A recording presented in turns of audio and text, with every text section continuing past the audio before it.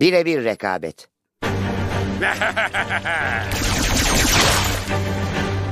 Doktor Eggman o oyuncak ve oyun fabrikasını gerçekten parçalıyor. Oyuncak ve oyun fabrikası ona ne yaptı ki? Siz şaşkınlar daha önce bir saklanma operasyonunda bulunmadınız mı? Tamamen sessiz olmalıyız yoksa bizi fark edebilirler.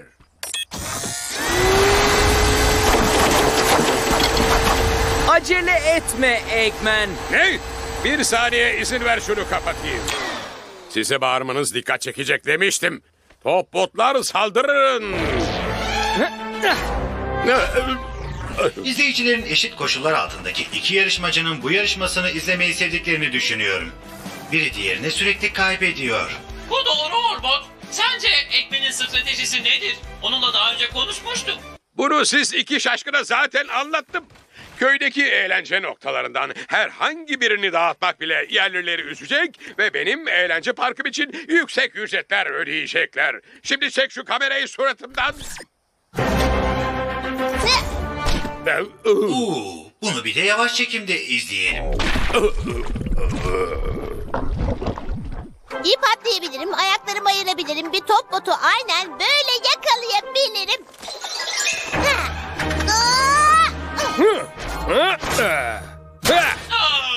Bunun umut vadiden genç top botların başına geldiğini görmek çok kötü.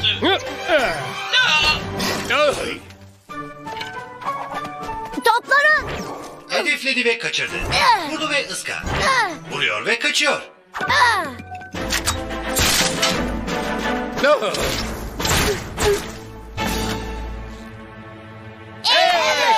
Yavaş hareketsiz alkış, yavaş hareketsiz alkış. Üzgünüm normal alkışlardım ama ellerim...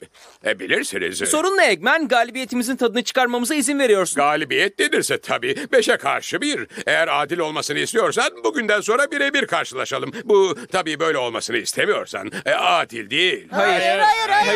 Ne de olsa umurumda değil. Tamam Eggman, anlaştık. Sırf adil olsun diye her seferinde başka birimiz seninle karşılaşacak. Anlaştık mı?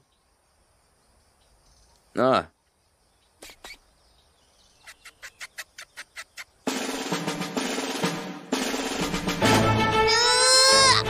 Düşünüyordum da şu elindeki çekiç. Neyse unut gitsin. Hadi beni yen ve bitsin. Hayır söyle. Ne oldu?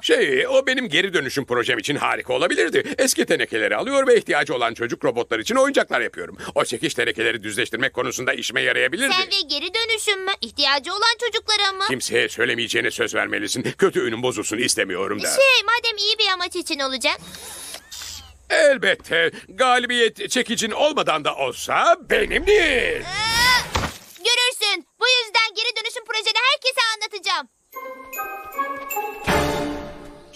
İlginç farklı titreşimler alıyorum. Astro Sektör 7K titreşimleri mi? Ne? Evet onlar. Olabilir. Biliyordum. Endişelenme, ben hazırım. Dikkat et. Ayak seslerinin frekanslarını duyuyorlar. Ayakkabılarını çıkarsan iyi olur. Tamam, burada kalıp ortalığı kolaçan edeceğim. Sen koş ve diğerlerini uyar. Ayakkabılarım uzaylıların dikkatini çekti dediğim zaman hepsi bana güldü. Kim şüpheci şimdi? Buna cevap verme. Sorun yok Tails. Yalnızca kendinden emin görün ve Eggman anında geri çekilsin. Ha! Kendinden emin bir poz verince senden çekineceğimi mi sandın ha? MX-4180 elektroplazmatik kapsülatör isimli küçük cihazıma merhaba de.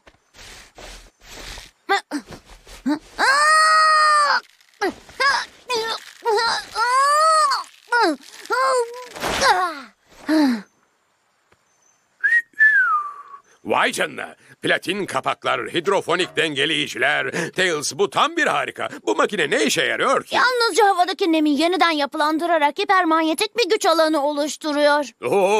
Yavaşla profesör. En iyi tarafı da şu. Beyin gücüyle çalışıyor. Tek yapman gereken şey bu kaskı takıp zekice bir şey söylemek. Birine iltifat etmek onun gardını düşürür. Kesin... Bir dakika ne? Eggman 3, kaybedenler 0. Öyle mi? Tahmin et bakalım. Birazdan Eggman 3, kaybedenler 1 olacak. İyi deneme ama bir anlaşmamız var. Teker teker geleceksiniz ve Tails hala birebir rakibim. Sıranı bekle Knuckles.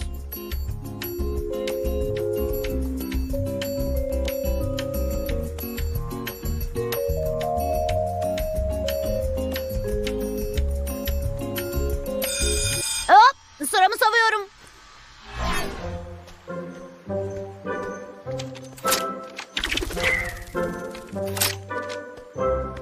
Tamamdır. Biraz pataklama zamanı.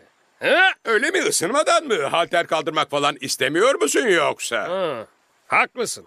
Muhtemelen kafanı çamura sokmadan önce biraz ısınmalıyım. Zıplamayı da unutma. Ve bacak hareketleri. Şimdi oturma kalkma. Bir balerin gibi dön. Şimdi bu metal plakayı de bir kağıt uçak gibi kat.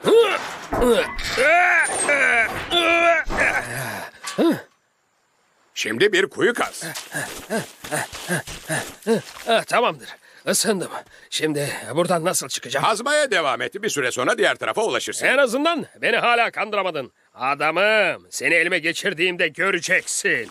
Eggman 4, kaybedenler 0. Eggman sizi çok fena kandırmış. Bu çok saçma. Birebir de oldukça etkili. Oldukça akıllı. Onun bir doktor olduğunu unutuyorsun. Hey Knuckles, senin sıran hala bitmedi. Belki bizden daha başarılıydın. Şimdi seni yakaladım Eggman. Merhaba çocuklar. Sanırım hepsi Sonic'in başına kaldı. Galibiyetimden sonra görüşürüz. Baksanıza, bu deliğin içinde ne bulduğuma inanamayacaksınız. Toprak mı? İyi tahmin.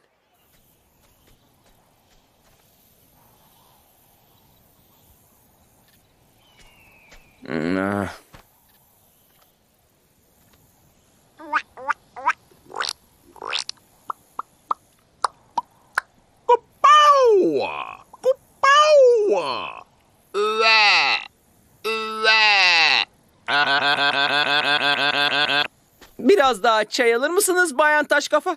Neden olmasın Bay Kaya?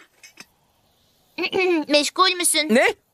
Bütün vardiyan boyunca burada oturdum. Eggman ortaya çıkmadı ve neden biliyor Çay musunuz? partisine davet edilmedi mi? Hayır. Çünkü benden çok çekiniyor. Her neyse. Sahile gidiyoruz. Sen çok muhteşem olduğun için tüm gün görevinin başında durabilirsin. Bu iyi bir fikir. Hatta biraz uyuklayabilirim. Anladın mı? Çünkü zaten hızlıyım. Komik değildi. Bence de.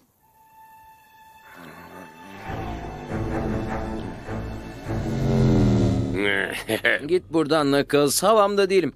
Eggman!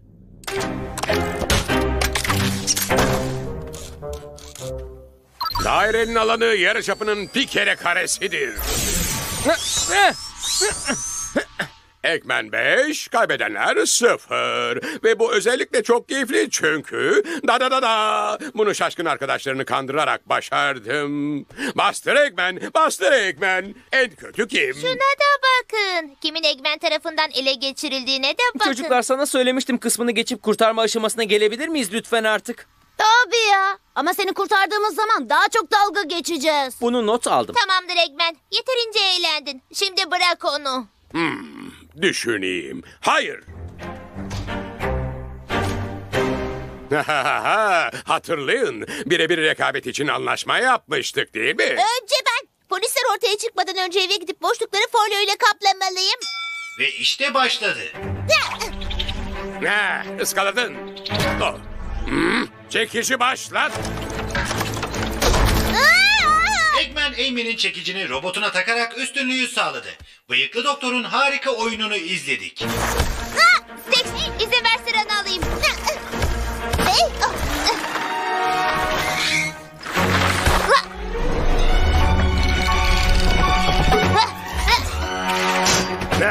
İnanılmaz, kaçıyor. Bilim adamından hayret verici derecede kıvrak bir hareket. Bazen onun bir doktor olduğunu unutuyorsun. Ya.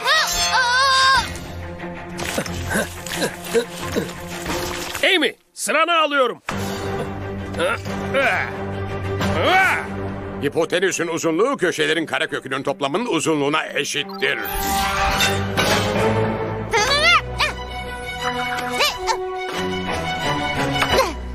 İşte böyle. Daha iyi bir fikrim var. Çabuk, aklına gelen ilk şeyi söyle. Bence Eggman'in bıyığı suratından çıkan bir spagettiye benziyor. Knuckles beni oyuna al. El Fuego Loco düşüyor. Doktor kötü yenilgiye uğruyor. Bir kelime daha ederseniz sizi mahvederim ve gözlerim kapalı tekrar yenerim. Eggman'le birebir kavga ettiğimizde bile takım halinde hareket etmeyi başardık çocuklar. Bu harika bir şey. Evet bu doğru ama işin sonunda Eggman'i kafese tıkan tabii ki ben oldum. Arkadaşlar beni yanlışlıkla Eggman'in güç kalkanı içinde unuttunuz. Arkadaşlar hey! İşte bu. Belki de en iyisi buydu. Duvarda 1000 adet sıvı nitrojen şişesi, duvarda 1000 adet sıvı nitrojen.